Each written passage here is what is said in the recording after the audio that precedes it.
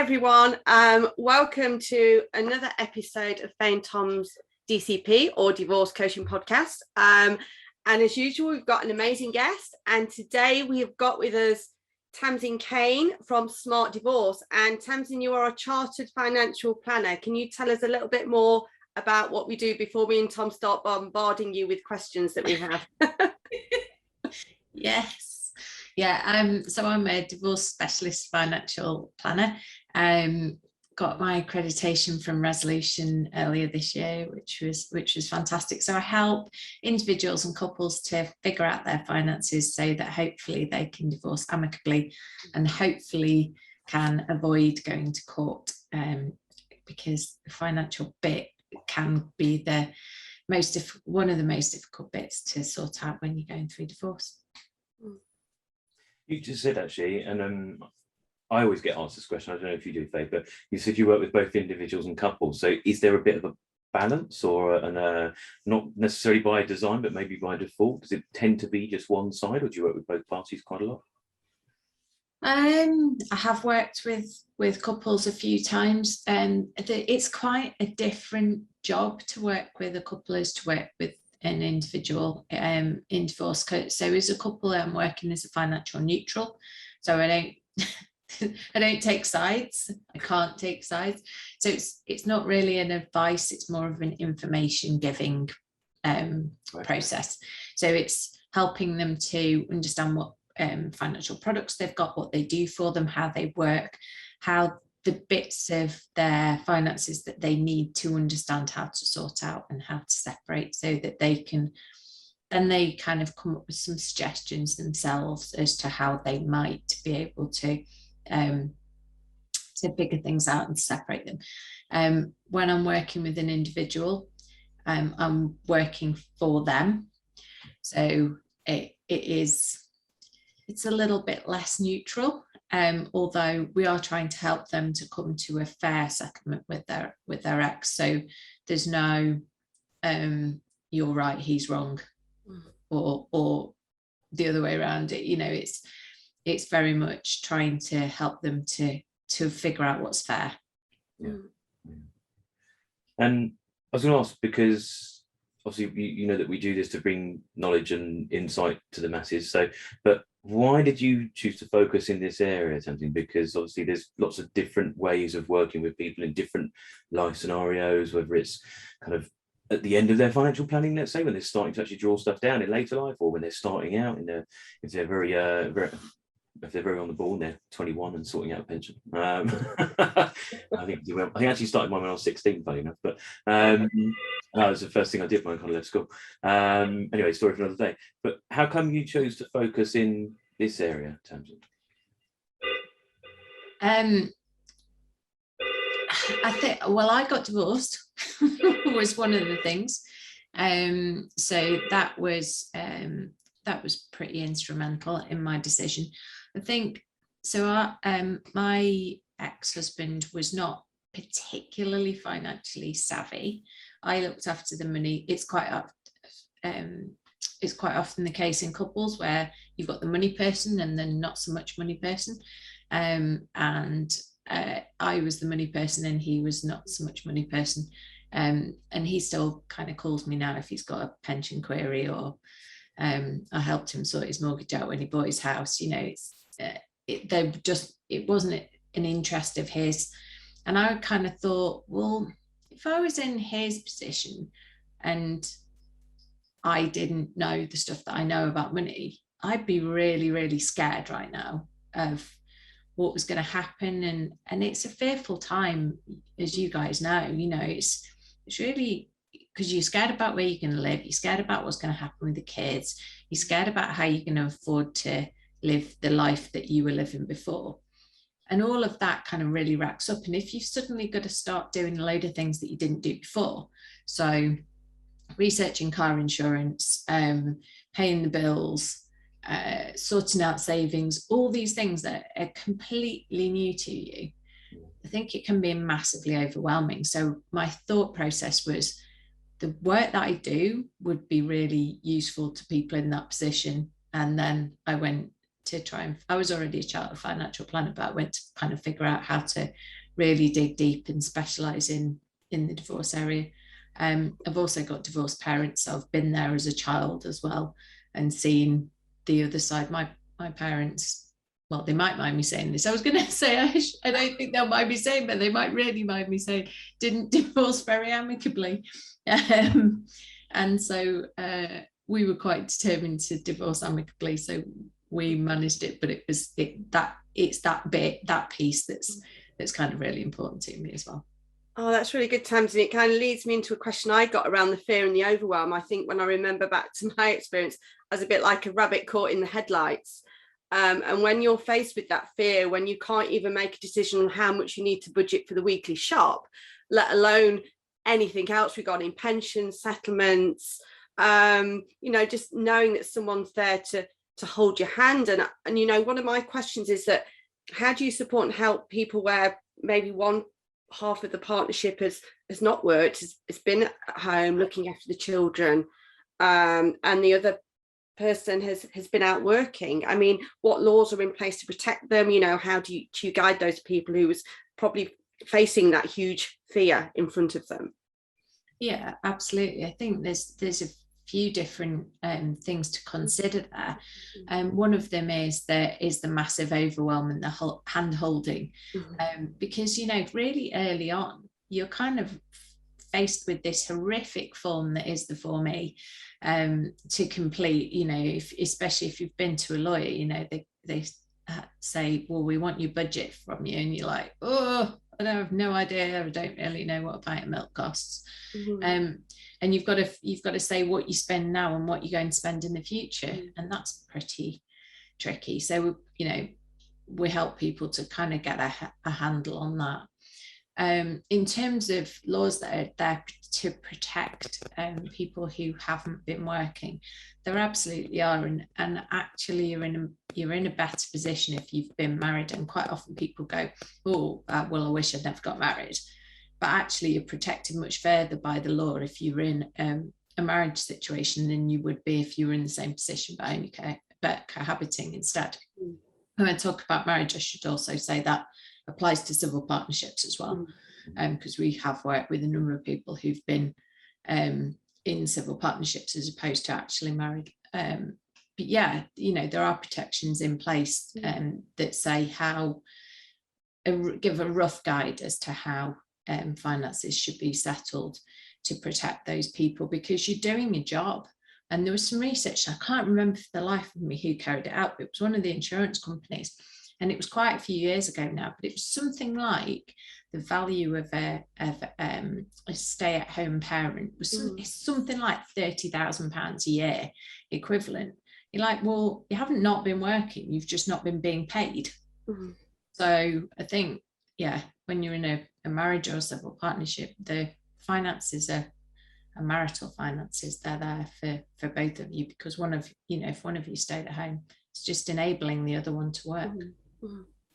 You just mentioned about Form E's. Now, for someone who this might be quite new to, and they might be watching this episode, or they might be very early in their decision process or separation divorce phases, can you just give a bit of a snapshot of what a Form E is for everybody? Yeah, sorry, talking jargon. I try and avoid this as well, and I've done it. No, but that's what people need to know, because if they do speak to a solicitor for information and say, "Oh, you'll need to complete a Form E," like you said, people form what? Form me or Form E or.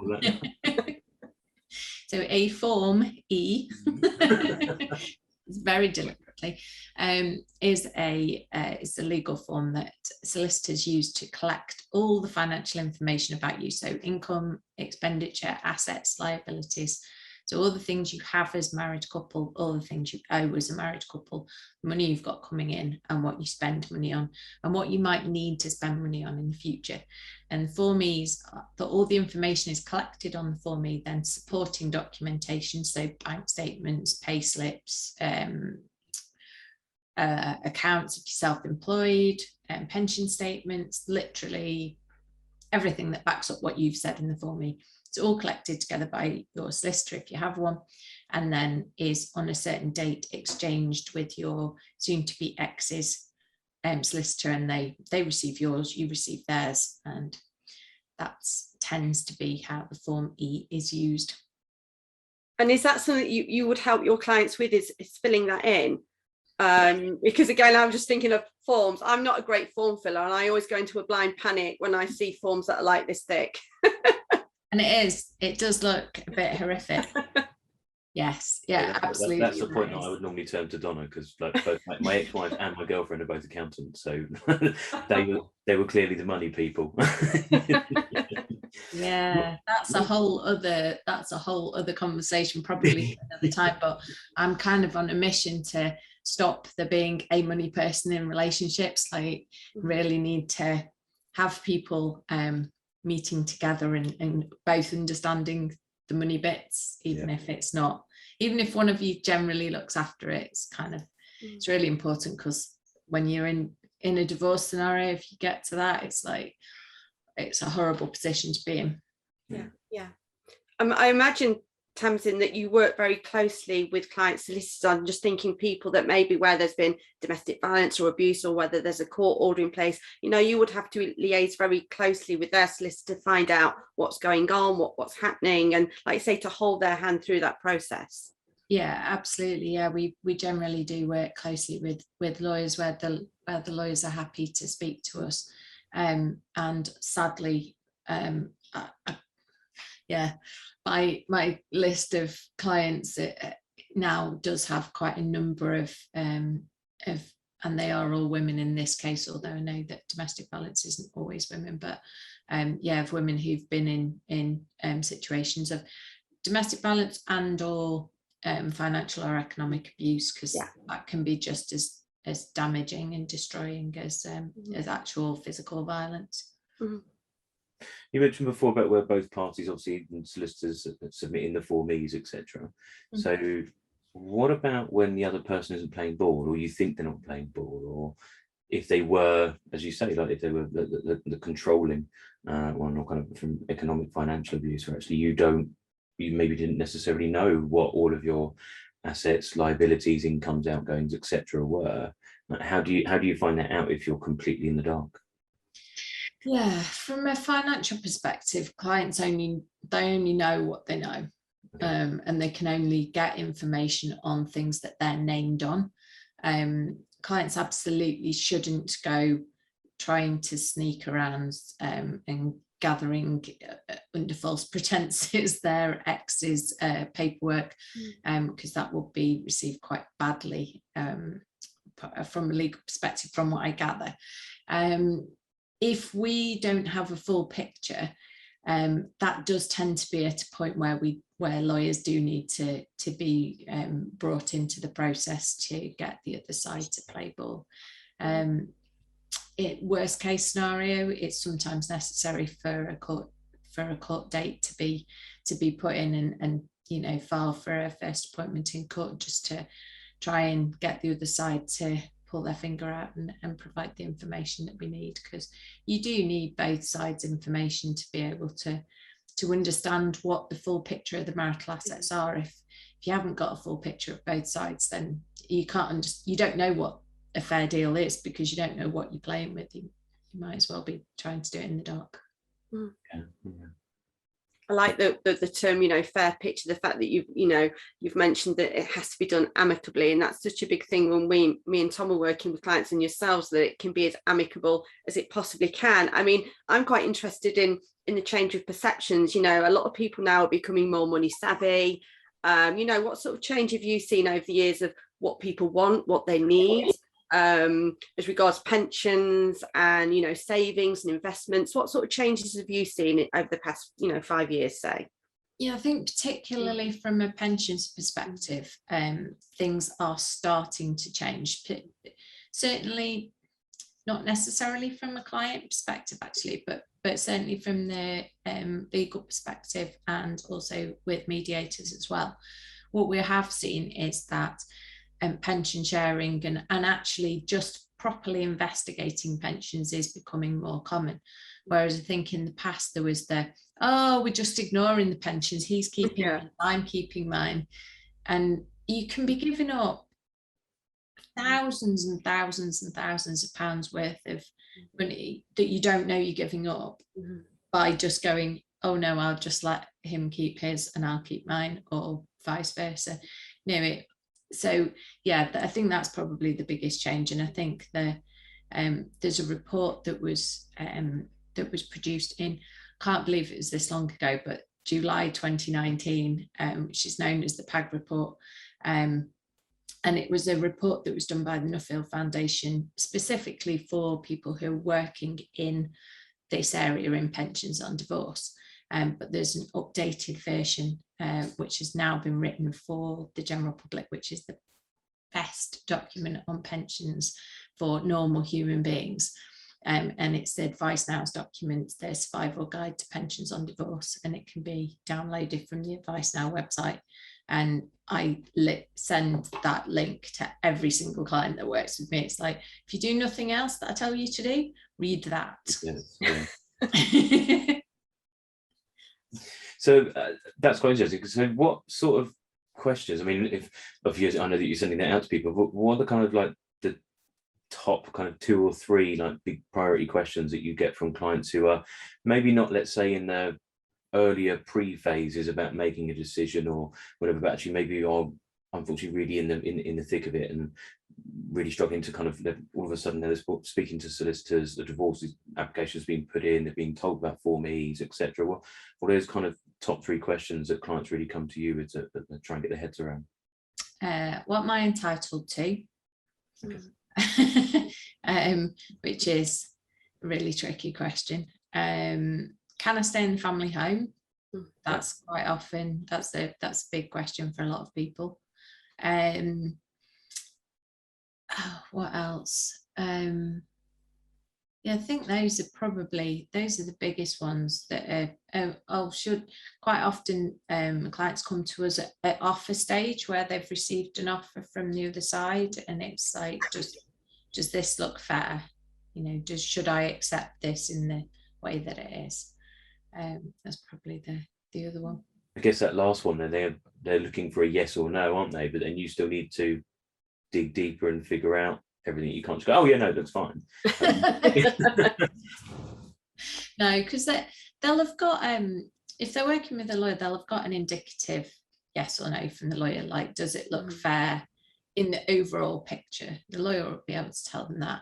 And the way we come in is helping them to actually understand what that picture looks like in the context of their own life and their lifestyle. So I think, if somebody said to you, well, I'm going to give you 20 grand a year for the next 10 years and £250,000 in pension. Now, you may be utterly brilliant with numbers and go, I could live on that. Or you might be sat there going, I have absolutely no idea what that would mean to me. And most people are sat there going, not a clue. Off the top of my head, not a clue. So we use some software which helps us to show them pictorially. What does that mean to you? If you accept that, what does that actually mean? When can you stop working? Do you need to earn more than you do now, or can you carry on doing what you're doing? What changes need to be made if you say yes to that offer? Or actually, would the offer be better if it was structured slightly differently? So it might be the same financial amount, but just a little bit more upfront, or a little bit less upfront and a little bit more in pensions. So just seeing how we can structure it best so that they can actually understand what it means to them, rather than it just being some numbers given to them by a lawyer. Yeah, I love that. The fact that you're working with clients to show them their options, a bit like a flow chart. And I think, with you saying that you use pictorial examples, I think that's amazing. I was kind of thinking around child maintenance. Is that something that you help clients with, decide how much child maintenance needs to be paid and how that is kind of shared out? Yeah, I think a lot of people use their government's child maintenance calculator, which is a really good starting point. It's something rather than nothing. So at least they know what the starting point is, but that doesn't cover everything. Child maintenance calculator only covers basic living, not school fees, private school fees, which is becoming, I see the way you smiled then, you've come across this. Yeah, and even simple things like extracurricular activities, it doesn't cover swimming lessons and ballet and football and rugby and all those sorts of things. So yeah, we do have a look at that. If you're going to pay maintenance, what things are you anticipating that covers, and how's everything else going to be paid for? And if you're receiving it, same again, what's the intention for that child maintenance to cover? We've got a client at the moment that I'm working with, and his ex-partner's looking at one figure for child maintenance, which is a couple of £100 a month difference to what he's looking at. And I'm like, well, if what she's saying is that and that's all in, then that's fine, because actually what you're doing is accounting for a load of other things that you're expecting to continue paying for. So it is about communication and understanding what actually is included. Mm-hmm. That leads me into a slightly kind of off-kilter question, and is completely but so in that scenario, and talking about like the child maintenance thing, that's obviously Fay as an example, would that be, do you think it's better, in your personal professional opinion, do you think it's better to have the child arrangement sorted out before or after the finances are being dealt with? I think ideally it's better to try and sort the child arrangements out first. Yeah. If you possibly can. I mean, they don't need to be totally nailed down. I imagine that this is the work that you do, is helping parents to sort out the children arrangements, because that's an area that's not my expertise at all, and this is where we would look to people like you guys to help our clients out with figuring out, because there's so much more to it than you're going to have little Johnny on a Wednesday and every other weekend. It's not, that isn't the be all and end all. There's changing times in a child's life. It's one thing to have arrangements when they're 5, but what about when they're 13, 14, 15, when they've got a mind of their own and they'll use it. My kids are 16 and 17. So my oldest is 16 in about 3 weeks, so yeah. You'll know exactly what I mean. Yeah. So yeah, I think, but if you can figure those out first, because then they give you an indication, then the child maintenance calculator can come in as a starting point, because that's based on how many nights are you going to have that child. Yeah, and then you can also then start, like you say, start to be more finite in terms of, well, if you're, let's say, currently, until we need to amend it as they get older, but currently if Mondays I'm sorting out football, but on Wednesdays you're sorting out swimming, then you've kind of got those balances. Or if you've got Mondays football and Tuesdays swimming, so you've got them both nights, and then they're there Wednesday and Thursday and they're not doing anything, then that person needs a bit more in their kitty for those extracurriculars, as you say. But it's difficult, isn't it, when you're in the thick of it? But you need, really useful to have external resources to kind of prompt you on those topics and those real life everyday experiences and examples for what are you going to do when, or how might it look, what will you need, not necessarily just what you want, which is a phrase that I kind of hear all the time. There was something that I noticed, we were talking about just before we hit record, I noticed that, I think it was on your Instagram, so everyone, you can find Tamsin on Instagram, at Smart Divorce, go and follow her, I do. There was something on your Instagram that's related to something called PODE. Now, hand on heart, I haven't gone and Googled it yet, because I wanted to get a real live answer from you rather than me looking like I know what I'm talking about. What does it stand for, and what does it mean? A PODE is a pensions on divorce expert. And it means somebody who's an expert in pensions on divorce, and it could be an actuary or it could be a financial planner, and it depends on the types of pensions that you've got as to which you need. So yeah, it's a newish phrase. It came from the PAG report that we were talking about before.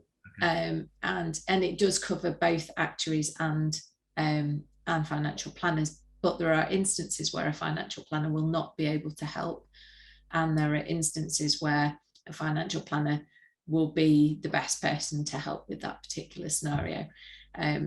And it's one of the reasons that I get people to read the book we were talking about before, the survival guide, because that goes through when you need an actuary and when you need a financial planner.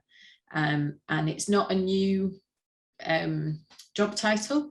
They are not different to those two, but they kind of group those two professions together, because sometimes you'll need one and sometimes you'll need the other. And I know Faye's got some more questions, but just because I'm pulling at this little thread here, I'm trying to put myself in a viewer's or a listener's seat for a moment. What's an actuary? Yes, sorry, doing it again, aren't I? So quite often to answer all our questions. Quite often when you're divorcing, you'll have pensions, and so you might have a defined benefit pension. So final salary, they're either split as either final salary pensions or career average pensions. So people who work for the government, NHS, teachers, universities, trying to think who else, anyone who works for the council, they will all have these types of pensions. And all these types of pensions have what's called an actuary. So they're numbers people, essentially accountants who work behind the scenes in pensions. And they do all the sums to do with the benefits that are received from pensions, in those types of pensions. And each scheme has its own what's called an actuarial calculation. So that's the calculation that says what the value of those benefits are. So you've worked for the NHS for 10 years, earning 20 grand a year. This is what the value of your pension will be. And that sort of actuary works that out. To compare different types of pensions, so let's say Fay worked for the NHS, and so she's got her pension, and you, Tom, work for the university, so you've got USS pension. To compare those on a like-for-like basis, you need an independent pensions actuary who can do the calculations on the same basis. So it's what's called the fair value. So this is something that is worth talking about, because it does trip people up quite often. Quite often people think when they get their cash equivalent transfer value from their pension scheme, which will be asked to do, that oh, well, I've got a value of my pension scheme, I know what my benefits are valued at. That's not necessarily comparable on a fair value basis. So actually on that basis, it might be quite a different number. So that's where pension actuary comes in. Sorry, that was a really long answer to a really short question. No, that's fine. I'm now quietly and silently panicking about my pension part at the end of when I get to pensionable age. And I think, you know, a lot of people kind of just push that under the carpet and don't think about it. And then when you get your annual statement, you think, oh my gosh, this is a lot less than what I thought. And I know a lot of people do the added voluntary contributions and things like that. And is that something that you help clients with, just to see what they want and how do they get that? Yeah, absolutely. So it's the same as looking at what's happening when you're getting divorced. It's what do you need? So what's your lifestyle cost you? Because what my lifestyle costs me will be really different to what Tom's lifestyle costs him, and what your lifestyle costs you, Fay. You know, you'll have different priorities and different things that you want to or need to spend your money on. And that goes right through your lifestyle from today right up until you're 100 or onwards if you live massively long time. So it's really important to understand what your pensions are going to do for you. What's it actually mean? What are they going to provide for you? And what do you need? Because I'm sitting here today, I've got 2 teenagers, they cost me an absolute fortune. Like most others, I've got a mortgage. But when I retire, I'm hoping that by then my kids will have got jobs themselves and moved out. I'm working on that. And the mortgage will be gone. So although I can think in terms of what I've got coming in now, actually what I need when I'm in retirement is going to be quite different. So sometimes you see your annual statement from your pension provider in panic because it looks like a tiny amount. But it is really important to think about what your needs are going to be then. Might be quite different to what your needs are going to be now. And also then there's things like, what do you want? You know, what do you want retirement to look like? Like, do you want to move to live on the coast and go and be by the sea? You know, I know you live not too far away from me, Fay, and we don't have sea very close to us. No, we don't. No. So Yeah, so you might want to do something like that. You might have ideas of traveling the world while you're still young enough to do it, and those sorts of things need to all be factored in. But one thing that's really important is not to forget the state pension, because state pension does still exist and does contribute a pretty chunky sum towards our retirement income. It's currently just over £9,300. It doesn't sound massive, but when you think about paying for your lifestyle with no kids and no mortgage, actually you start going, that's not bad actually. I probably do need more than that, but that's a good start. Oh, that's really good. Yeah, I mean, I've got visions of traveling, and I think there's a big trend of people not leaving money for their children. They want to spend the money that they've earned and enjoy life, and not leave so much of an inheritance as maybe what happened, in generations previously. So I think, there are big changes that go on. And I suppose the last question for me to ask you, Tamsin, is, over the past, again, 5 to 10 years, what are the biggest changes in law that have happened financially that have had an impact on people that are divorcing? Has it helped or hindered them? What can you think of that has been a big change recently? So I think pension sharing will be the biggest thing that's coming over that time period. The ability to share a pension and actually receive it and have it in your control. So the options used to be an attachment order, which used to be called earmarking, and you would then receive a proportion of your ex's pension when they drew it, which takes you completely out of control of when you receive money and when you don't. Whereas with a pension sharing order, you can currently receive money from age 55, which sadly will be 57 by the time I get there. But anyway, I miss it by 4 months, which I'm really distraught by. Not that I've got any intention of retiring at that age, but it's hurt me here. So yeah, that will probably be the biggest thing, and the biggest next thing to come in is going to be the no fault divorce, which is massive for all of us. And I think most of us who work in the divorce area are absolutely delighted that that's going to be coming in. Yeah, we've got an episode coming up about that as well later in the year. We have. That'd be a good one. Why can you? Live on the 6th of April, isn't it? Next year, I think it's been confirmed. It is. Yeah. Right. Yeah. I've got one last one I wanted to ask you, again, just trying to keep my hat in the client mode of someone watching this and wants to get some information. If they've been talking to a solicitor and they're starting to hear all these different acronyms, etc. I know the answer to this, but I'm asking it for the audience. What is an FDR hearing? It's a financial dispute resolution hearing, and it's the hearing where all the money is looked at and reports are requested where there's anything additional. It's not an area that I know huge amounts about, because I try to work with clients who are hopefully not going to end up in court. So for the majority of my clients, we do try to work things out and get them sorted before we head into court. But there are some situations where it's just not possible. The majority, from what I can gather from my legal friends in this world, are the majority of cases are settled at the FDR hearing and don't go to the final hearing, which is a good thing, because the final hearing is the point by which you will have spent the most money. So if you can sort it at FDR, then that's a good thing. And there is the option to have what's called a private FDR. So not necessarily go into a formal court setting, not necessarily go in front of a judge, but actually do it privately with somebody who's selected by both of you. It's quite often done by a barrister, and it gives you an indicative solution. So if you went to the final hearing bit, what might a judge award at that point? And that's what the FDR is there to do, to kind of give you an indication as to what you might receive if you went all the way to the judge telling you what you do. Is that where a solicitor would come to you and seek your input towards helping them to build that process? Or yeah, they can do so quite often. So it doesn't tend to be an area that I get involved in. It's not really my idea of fun. I like working with the clients rather than writing reports for solicitors.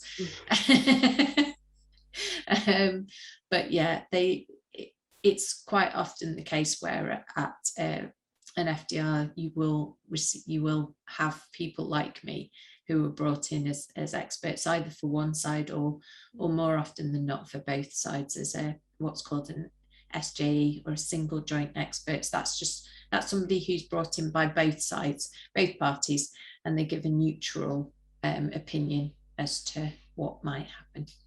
Yeah, I mean, that's amazing. I mean, I'm just sitting here thinking, if you've got anybody that's listening or even watching this and they're just starting off their separation or divorce and haven't got a clue where to start, got that fear and that panic, what would you top 3 things that you would recommend that they do? First thing, take a massive deep breath and go and see someone like you guys, or a counsellor, or somebody that can help you to sort out the emotional side. Do not run straight to a lawyer and into a lawyer's office, because you need to have your emotions sorted before you start making any big decisions. So that would be my first piece of advice. My second one would be, there isn't a rush. Like there's no, you don't, just because you get a letter doesn't mean that you have to respond immediately. There isn't a rush about this. You don't have anyone setting times and clocks on you. You need to take your time. You only get one chance to get this right, and it's really important that you take time to think about all the decisions that you need to make before making them. And the third thing is that quite often it helps to try and put yourself in the other person's shoes, which is really difficult if you're really angry and hurt and struggling and can't see the wood for the trees. But sometimes it can help to understand where they're coming from. Like, what might their fears be around what's happening?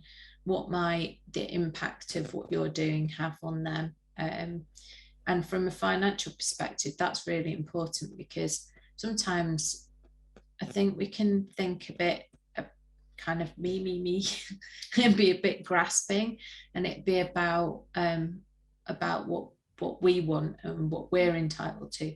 Actually, if you look at it from both sides, you can come up with a really good solution that works for everybody. It's so much easier to co-parent with somebody when you've seen both sides and you both come out of it not necessarily having exactly what you want, but where you're in a position where you can move forward and you've both got enough. That's amazing advice. And people like you, Tamsin, who can actually hold the client's hand through the financial quagmire, as I call it, out to the other end. It's amazing. So thank you. So for any of our audience, Tamsin, how and where do people find you? How can people get in touch with you? And everywhere. You can find me on Twitter, on LinkedIn. I'm Tamsin Caine on both those.